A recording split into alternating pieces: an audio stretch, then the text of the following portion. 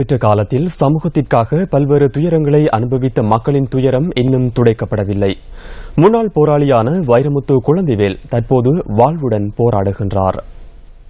வலிக்கப்பட்டு சமூகமயப்படுத்தப்பட்ட முன்னாள் போராளி வைரமுத்து குழந்தைவேல் மட்டக்களப்பு மாவட்டத்தின் பட்டிப்பளை பிரதேச செயலக பிரிவின் மகிழ்ச்சி தீவு தெற்கில் மனைவி அரியமலர் மற்றும் மகனுடன் வாழ்ந்து வருகின்றார். 2009 சரணடைந்து 2010 சமூகமயப்படுத்தப்பட்ட இவர் தற்போது கூலி வேலை செய்து வருகின்றார். அன்று இவர் மருத்துவ பிரிவில் செயற்பட்டார். ஆனால் இன்று குடும்ப சுமை காரணமாக கூலி வேலை செய்து வருகின்றார்.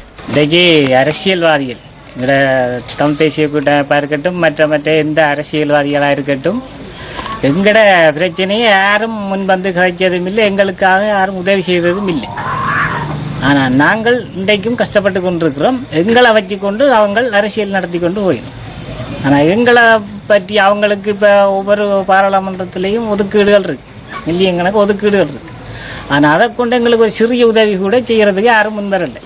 ஆனால் அந்த சக்தி செய்தி பிரிவு எங்களோட முன்னாள் போராளிகள் நிலையை முன்கொண்டு வந்து இன்றைக்கு உலகுக்கு வழிகாட்டி கொண்டு அன்று லட்சியத்துக்காக புறப்பட்ட இவரின் பயணம் 2009 முடிவுற்ற நிலையில் கடந்த 7 வருடமாக குடும்ப லட்சியத்துக்காக அரும்பாடுபடுகின்றார். பயணங்கள் முடிவதில்லை, முயற்சி முன்னோக்கி கொண்டு செல்லும்.